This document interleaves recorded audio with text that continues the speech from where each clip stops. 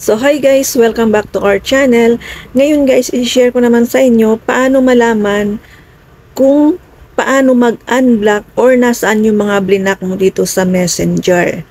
So ayan guys, pumunta tayo sa ating Messenger. I-click po natin yung ating Messenger. Then i-click po natin yung tatlong guhit dun sa taas.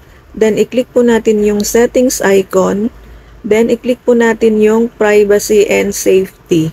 Then dito sa baba guys, makikita natin yung block accounts. Tapos, so ayan guys, nandito po yung mga blinak natin. I-click tap lang po natin yung profile nila. Then pwede natin silang i-unblock or kung ano yung gusto ninyong gawin or i-block sa Facebook or i-unblock sa Messenger ninyo. So ayan guys, salamat and God bless.